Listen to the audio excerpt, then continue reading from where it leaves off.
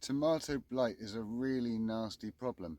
I've never had it before. I've had it with potatoes. Every single time I've tried to grow potatoes, they die of blight, and then the next year they sprout up in whatever I've planted, and they do all right. Then for some reason, they're like immune to it. But I've never had it on tomatoes before. There's a nasty fungal disease spread by the air, so it's supposed to affect the ones in the polytunnel less because they're less likely to be affected by the spores. However, in this really hot, wet weather that we've had this summer, it's apparently perfect for it. And I've learned that a lot of people have had this problem. One of the really nasty things is some of the fruit go all kind of manky like that, and like this one, but not all of them. Many fruits, particularly actually on the cherry tomato, ripening quite nicely still, and some over there. In fact, the cherry tomatoes are really not that badly affected by it. Two of the tomatoes were affected really badly, like this one. It's struggling to stay alive. It keeps sending new bits up, and it's struggling to stay alive at the top, but it's really fighting for its life here. Um, I'm not sure what's going to happen. I've never had this before, uh, but it's still alive as still tomatoes. Um, some of them, the fruit are really badly affected, but yeah, the cherry tomatoes are best. These are cherry tomatoes growing outside, so they'd be more prone to the spores travelling in the wind, and they are much more affected than the cherry tomatoes inside. There's some tomatoes ripening down there, but the leaves are horribly affected.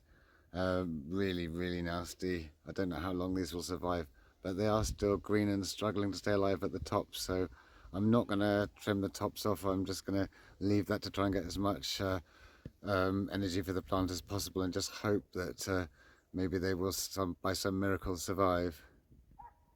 Although it's not very hot weather, I want to keep some kind of airflow coming through this other side of the polytunnel to try and deter the fungus to some extent. It's not good when this whole crop of something fails. It's very discouraging, but it does happen. Thankfully, the cucumbers are doing well, and the peppers are doing well, and loads of other things are doing well. There's always something every year that doesn't do well, but yeah. So pick what you can, salvage what you can. Hopefully these ones will ripen. You never know, it might recover. But just try and pick what you can and salvage what you can. There's quite a few on the cherry tomato in here. It's just horrible, disastrous.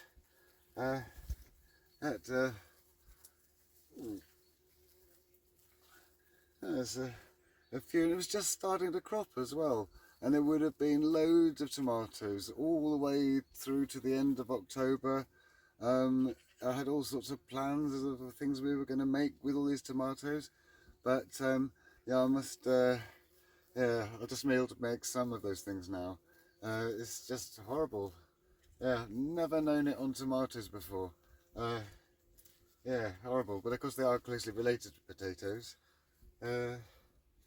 Yeah, but yeah, the cherry tomatoes, yeah, they're okay.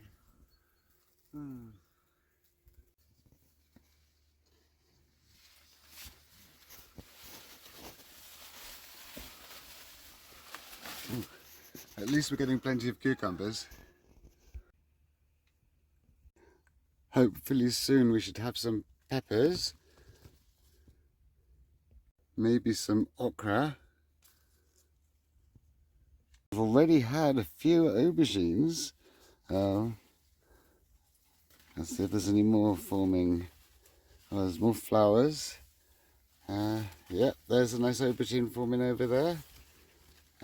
These ones are strange. They're actually prickly on this bit here. They're actually prickly. It's like quite sharp prickles. I've never known an aubergine to have that before. They're very nice. We've had I think about 3 or 4 so far. Loads of flowers.